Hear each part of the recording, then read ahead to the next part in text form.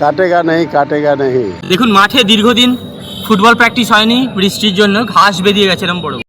আজ সকালে একজন অতিথি এসেছিল, কেউ বজরংবলী বলে, কেউ হনুমান বলে। এই খাবারও রেডি ছিল, অনেকবার থেকে দিতে চেয়েছি। ভিডিওটাতে দেখলেন।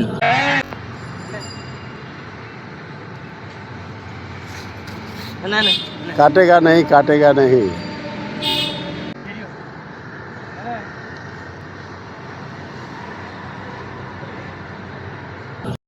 ততক্ষণ আমি একটা খেয়ে নিই।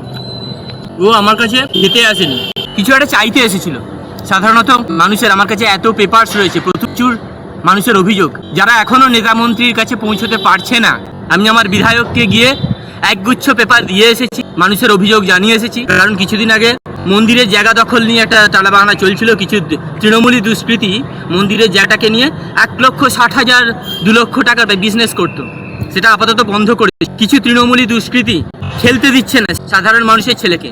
যারা নাকি পয়সা দেবে, টাকা দেবে, তারাই সেই মাঠে ঢুকতে পারবে, সেটাও অভিযোগ জানিয়ে বিধায়ককে জানিয়ে এসেছি। এরকম যারা আমার কাছে আসছেন, আমি অবশ্যই তাদের জন্য লড়বো। তার কাছে আমি গণতন্ত্রের চতুর্থ স্তম্ভের যথার্থ ধারক। স্বচ্ছতা এবং সততার সঙ্গে এতদিন কাজ করে এসেছি।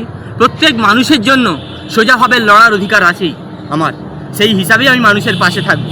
যেহেতু এখন একটা ভালো সরকার পেয়েছি এখনো পর্যন্ত, আমি জানি না এর পরে কি হবে।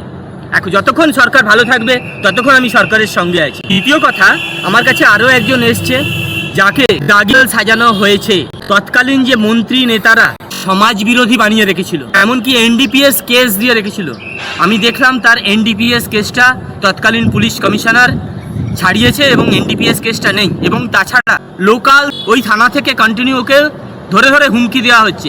সুতরাং এই ছেলেটিকে আমি আমার এনজিও, আমার পাবলিক চ্যারিটেবল ট্রাস্টের সঙ্গে আমি নিতে চাই। বিধায়ককে জানিয়েছি, দলীয় নেতৃত্বের শীর্ষকর্তাকে জানিয়েছি, ও আমার সঙ্গে থাকবে। আমি ওকে স্বচ্ছ পথে নিয়ে আসবো। কারণ ওর একটা ছোট্ট মেয়ে আছে, যে মেয়েটা বাবাকে সবসময় দেখতে চায়। বাবা পালিয়ে বেড়াক, সে চায় না। ওই মেয়েটার মুখের দিকে দেখে ওর যে স্ত্রী, তার অনুরোধ মেনে আমি এটা ফুলফিল করার চেষ্টা করব। আইনি পদক্ষেপ নিয়ে, আইনি জটিলতা থেকে ওকে মুক্ত করে, ওকে মিথ্যে ও কোনোদিন একটা মাছি পর্যন্ত মারেনি। ওকে বলা হয়েছে বিভিন্ন রকম মিথ্যে কথা। তৎকালীন নেতারা ওকে বলতো যে ভোট করে দিতে হবে, ওকে কিন্তু বিভিন্নভাবে দুষ্কৃতী বানানো হচ্ছে। আমি সমাজের বুকে এই রকম যারা ভালো আছে, যাদের কোনো মার্ডার কেস নেই, তাদের জোর করে রাজনৈতিক নেতারা কেস চাপিয়ে দিয়েছে, তাদের আমি স্বচ্ছ করার বেছে বেছে আমার কাছে যে ফ্রি বা যে কন্যা আমার কাছে অ্যাপিল করবে, তাদের আমি স্বচ্ছতার পথে নিয়ে যাব। এই আমার দৃঢ় অঙ্গীকার। এ বিশ্বকে এ শিশুর বাসযোগ্য করে যাব আমি। এই ছেলেটিকে আপাতত দায়িত্ব নিচ্ছি, বিভিন্ন আইনি জটিলতা কাটিয়ে সঙ্গে রেখে সমাজের একজন প্রকৃত সমাজসেবী হিসাবে ব্যবহার করব। ভালো থাকবেন, সুস্থ থাকবেন।